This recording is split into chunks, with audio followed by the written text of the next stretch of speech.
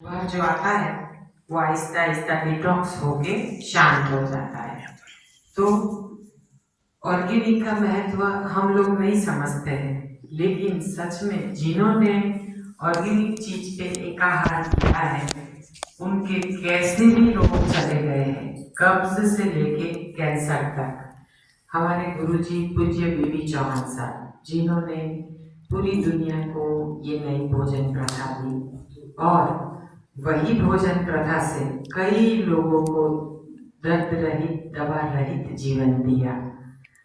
उनका तो हम शुक्रिया अदा करें उतना कम है, क्योंकि उन्होंने निस्वार्थ भाव से पूरी दुनिया को दर्द रहित, दवा रहित बनाया है।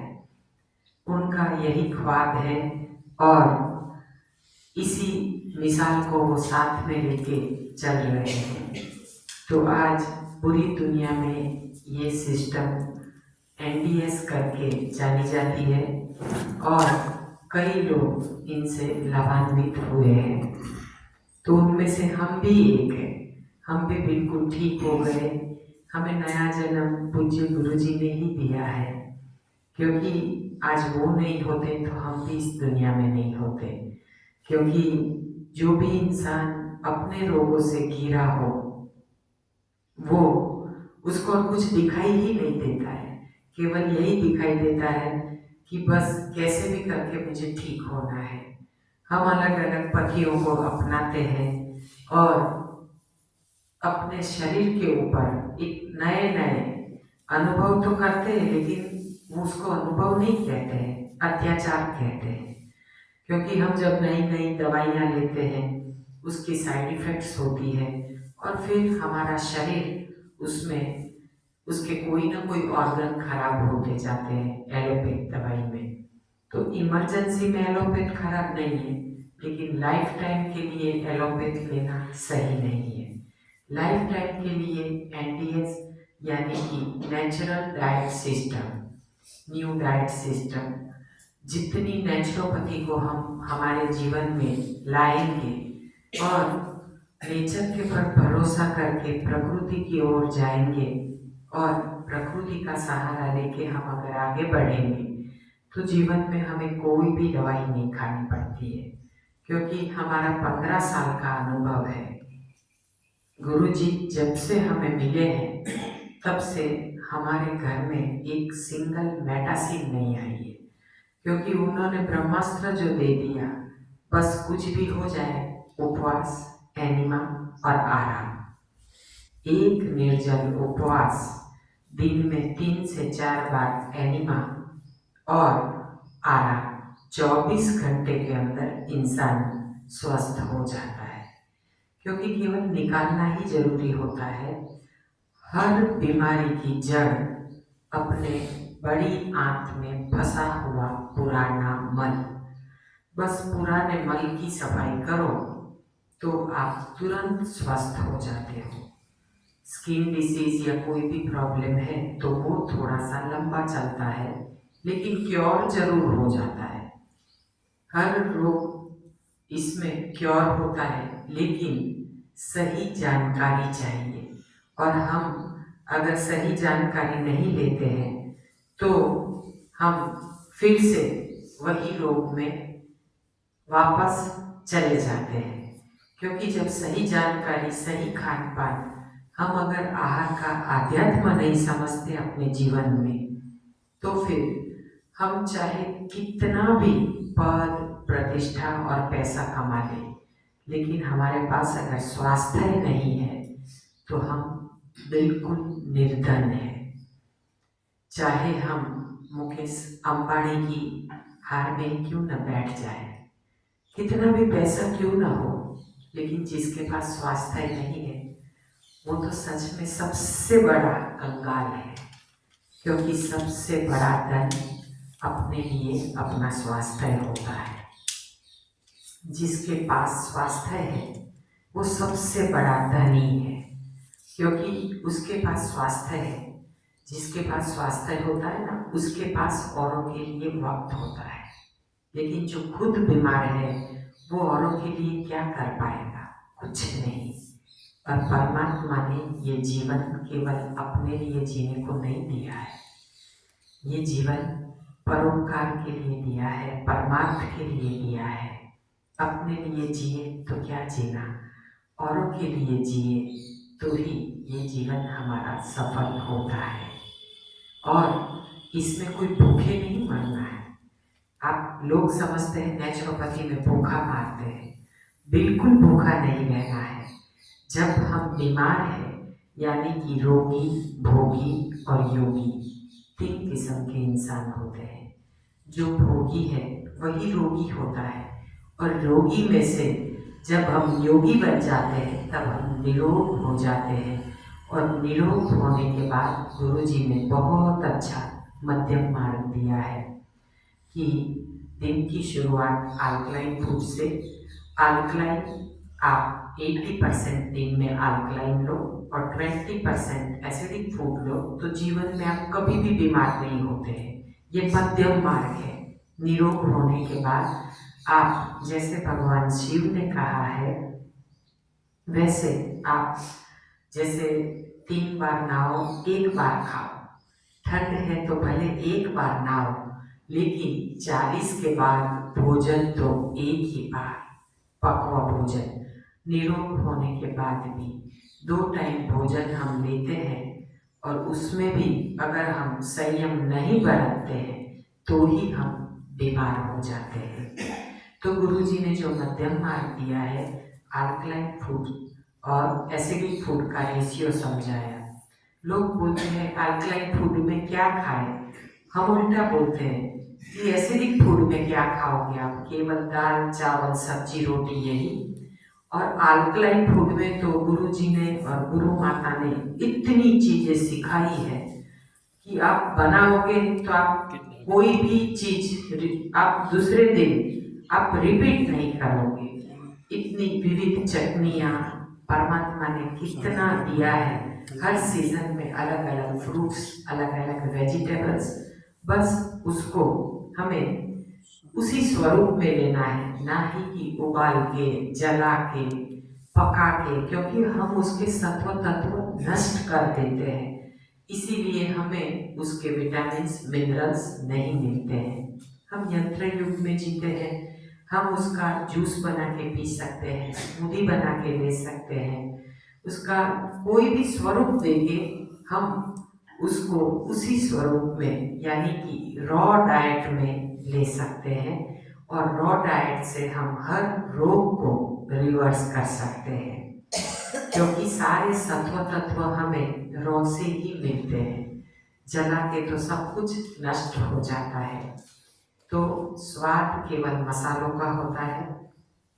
रॉ में भी आप कई व्यंजन बना सकते हैं। हर चीज जो पक्के में बनती है वो कच्चे में बनती है। चाहे कच्चे दही वड़े ले लो, कटलेट ले लो, या जो भी आपको बनाना है, नाम चाहे जो भी देना है। सबको गोलगप्पे बहुत पसंद है, तो गोलगप्पे भी कच्चे में बहुत अच्छे से बनते हैं। छोटे छोटे टमाटर ले लो, उसको बीच धो के आधे काट लो, बीच में से चम्मच से उसके जो बीज वगैरह है वो निकाल दो। अब वो गोलगप्पे के पूरी की तरह हो गया। उसमें आप सैलेड भर दो और अपना ग्रीन जूस या गोलगप्पे का पुदीने और धनिया का पानी बना के भर दो। रॉ गोलगप्पे रेडी।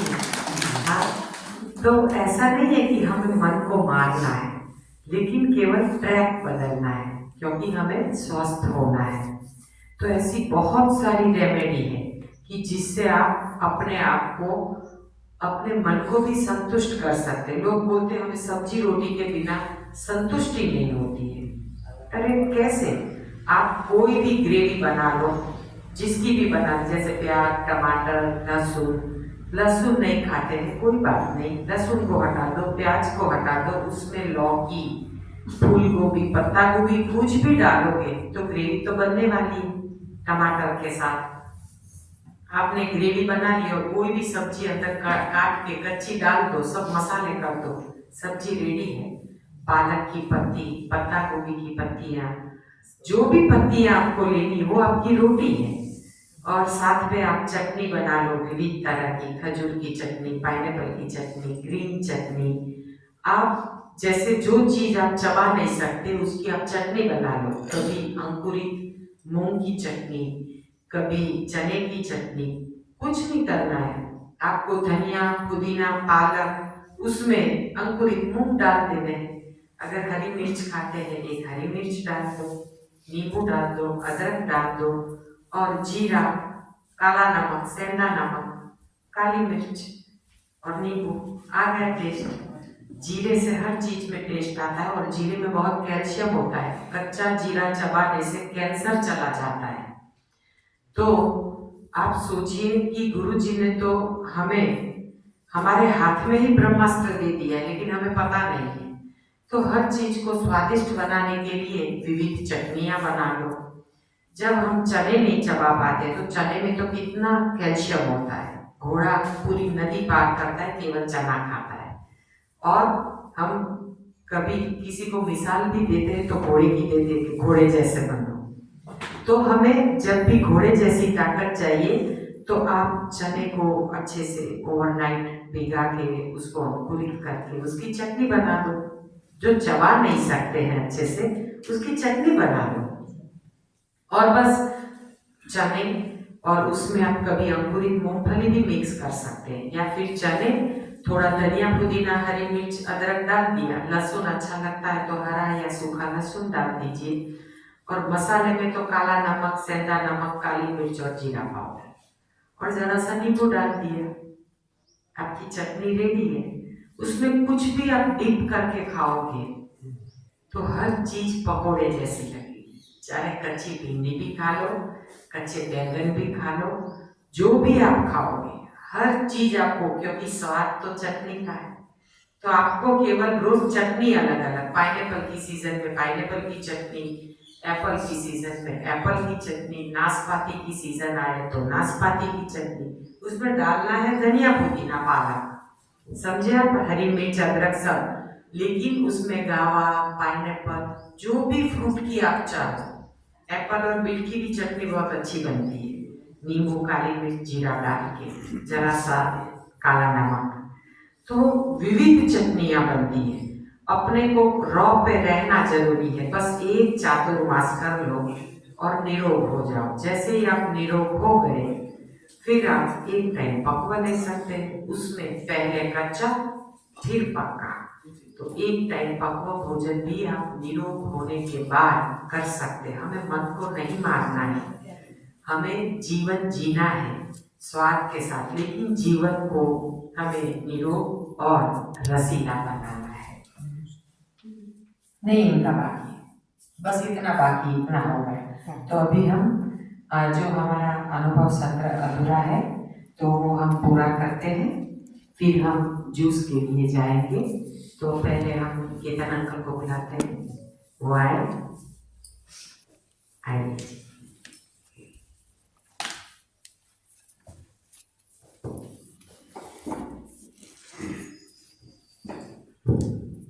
सबको प्रणाम। मेरा नाम केतन पटेल है, मैं कैलिफोर्निया सैन डिएगो से हूँ। मेरा फ़ोन नंबर है 760-574-5113। मैं कैसे शुरू करूँ? अभी I'll take you back in the past a bit, पीछे से शुरू करता हूँ। तो मेरा 1985 में I had a blood pressure, तो I found a good Guruji for yoga. तो उससे मैं योगा में शुरू किया मैंने, तो मेरा ब्लड प्रेशर कम हो गया। फिर मैं जैसे करीब 8-9 साल पहले गुरुजी कैलिफोर्निया में आए थे, तो हमने उसका पहली बार सेमिनार रखा था गुरुजी का, एक दिन का सेमिनार था। तो मैंने उसको सुना बराबर, उस सब में होलिस्टिक बात कर रहे थे, फास्टिंग, निर्जला। उससे पहले भी मैंने निर्जला किए थे बिफोर आई मेट गुरुजी।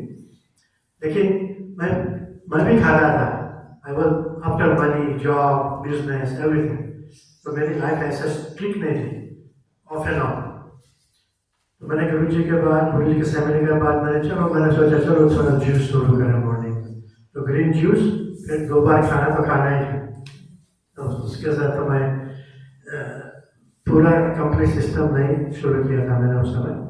फिर 2 साल के बाद गुरुजी फिर से आए, तो उसका 3 दिन का सेमिनार था। तो वहाँ हमने सारे 3 दिन गुरुजी ने ये सब कराया कंपल्सरी। मॉर्निंग में जूस, कच्चा खाना, रसाहार 3 दिन किया। तो फिर मेरे को अच्छा लगा थोड़ा, तो मैंने कंटिन्यू किया, लेकिन 100% नहीं मैं रखता था।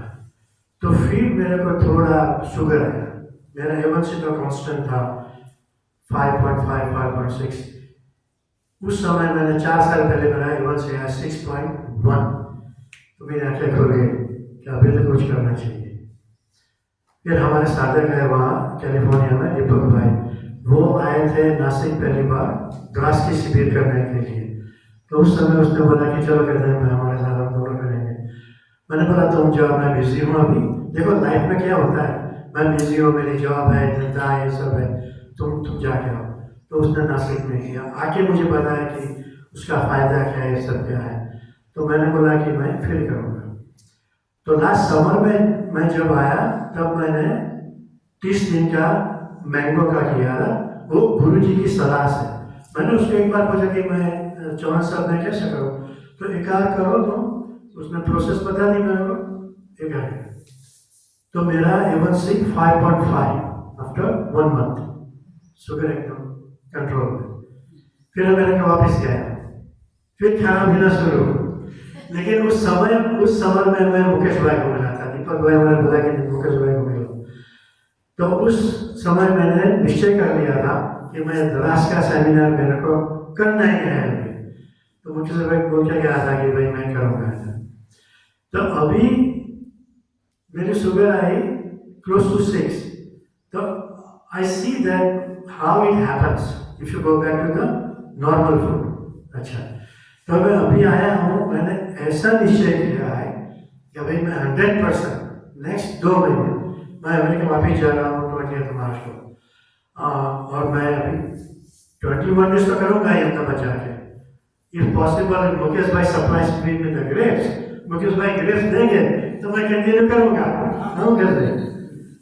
दूसरी बात, प्रदीप भाई को हम सुनते हैं 2 दिन से, मैं तो क्या बोलूं उसके लिए, उसका तो क्या पावर पॉइंट है, नॉलेज है।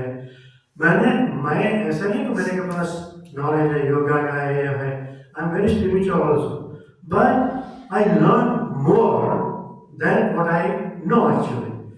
तो अभी उसने बोला कल की भाई 5 मार्च से 15 मार्च सेमिनार है, मैं घर पे ट्रांसफर करूँगा, लेकिन जो प्रदीप भाई अगर इधर आना है 2 दिन, तो मैं 2 दिन उसका लेक्चर सुनने फिर से आने वाला हूँ। अच्छा, सही बात है। तो ये मेरा अनुभव है। दूसरी बात, मैं अच्छे से लोगों से यहाँ मिलना होता है, कैसा हमारा नॉलेज एक्सचेंज कर सकते हैं, कितनी खुशी आती है, क्या क्या बातें होती हैं। तो यहाँ आने से आपको कुछ सीखना मिलता है। Nobody is perfect in the world. Interaction करो, बातें करो, तो कुछ ना कुछ सीखना मिलता है। आर्ग्यूमेंट भी होता है, मेरे और मुकेश भाई को बहुत आर्ग्यूमेंट है कुछ सब्जेक्ट है, लेकिन कुछ सीखना मिलता है ऐसा।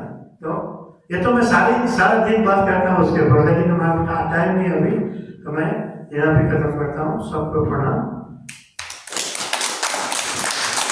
अगर कोई भी टाइम मेरा सबके पास मेरा फोन है, मेरे योगासन को any questions in further, you can call me anytime, 24 hours. Okay? Very good.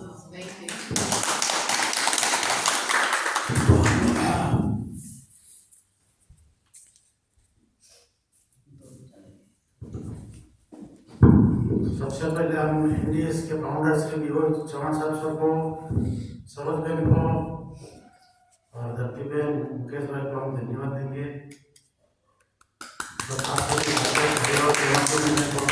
करता हूँ मैं NDS में 2020 से जुड़ा हूँ, अमरीश भाई पटेल के थ्रू अहमदाबाद से, और धरती बहन की मेरी तीसरी शिविर है। अब मैं अपना डिसीज क्या क्या था वो बताने वाला हूँ। पहले मेरा हेडेक था, बीपी था, घुटनों में दर्द था, मोटापा था, फिर वो 100 रोगों में से एक ही होता है, वो रोग था, वो डिजीज था, वो हार्ट के ऊपर चुभाते हैं, ऐसा होता था पूरे दिन कई बार। वो कई लोगों को कई रेशियो में होता है, वो मेरे को था। फिर स्टॉल था,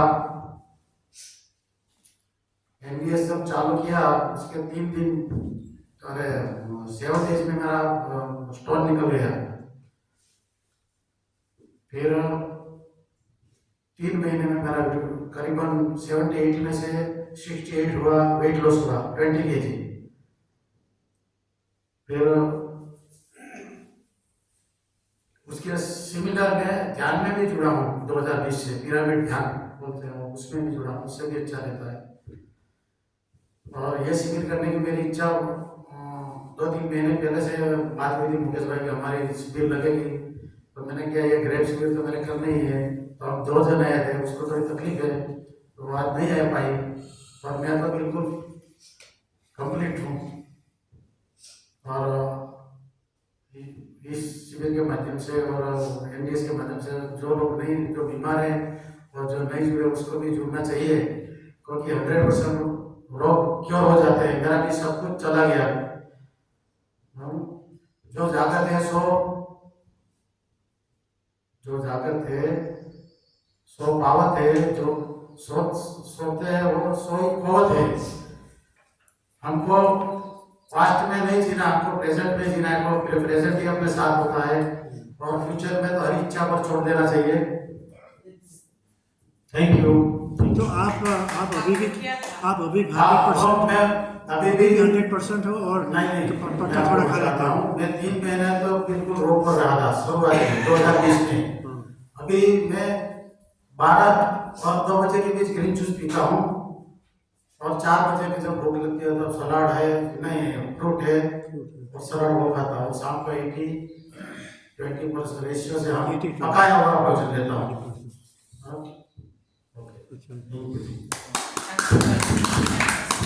मेरी पत्नी को शुगर था, वो भी चला गया, उसकी गोली छूट गई, और मेरी गोली, अब मैं थोड़ा बताना रह गया। मेरी दवा डायबिटीज और बीपी की डॉक्टर किरण दलाल है बड़ौदा में, कारेलीबाग, उसकी चलती थी। तो डॉक्टर ने बताया भाई, शुरुआत में 40 रुपये की पर डे की गोली वो मेरे को देते थे।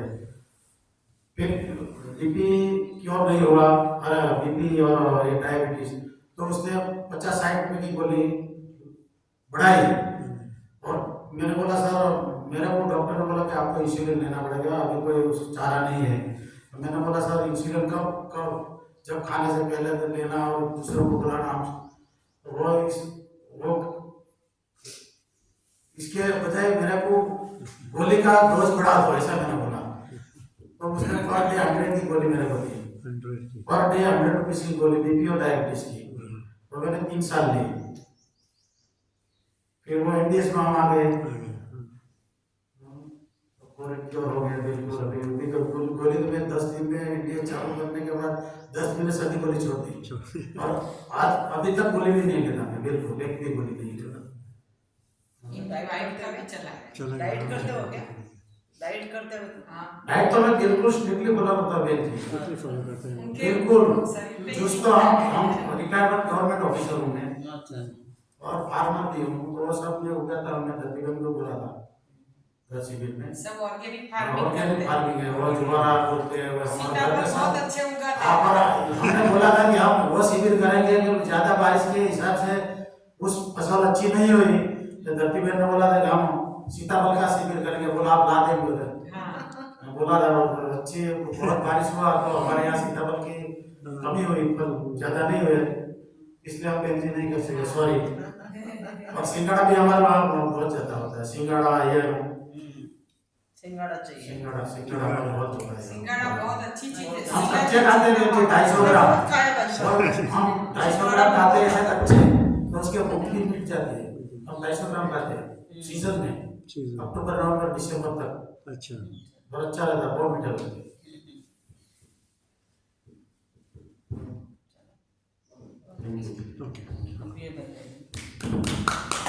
अभी भाई साहब हमें जल्दी ऑर्गेनिक चीज देंगे ना, उसके ऊपर हम सेमिनार रख देंगे। नहीं, सीताफल पर रखेंगे। हाँ, बहुत मजा आता है। अक्टूबर से दिसंबर तक, हाँ। अक्टूबर से दिसंबर तक। जरूर रखेंगे। हम आएंगे। सीताफल की कोकोनट मिल्क में बासुंदी बहुत मस्त बनती है। अरे वाह हाँ फिर यहाँ हमारे यहाँ लोग नहीं तैयार होते बिल्कुल। हमने गाँव में कोई- तो नहीं मैंने तैयार लगभग 10 टीचर को अमरीश भाई के वहाँ भेजा था। 1 डे शिविर लगती है ना उसकी, वहाँ 10 टीचर को भेजा था। और ये शिविर में लोग तैयार नहीं होते। हाँ लॉन्ग सेमिनार में जैसे लोग नहीं आते हैं। अरे मेरे को कहना रह गया, मेरे को लोग ये तो मर जाएगा, टीबी हो जाएगी उसको, ये हो गया था मेरा शरीर। अच्छा तो लोग कहते हैं ये तो मर जाने वाला, उसको ट्यूबरकुलोसिस हो गया, ऐसा बोलते थे। नहीं आपको बताना चाहिए, फिर आप ये भैया बोल दे फिर आप बताइए, क्योंकि लोगों को पता चले। चल हाँ बोलो।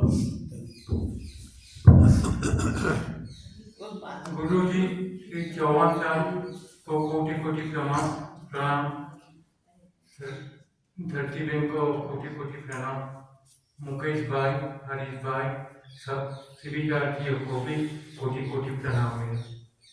नाम कुमुद चंद्र गांधी, मैं बड़ौदा से आ रहा हूँ। मेरी उम्र सिर्फ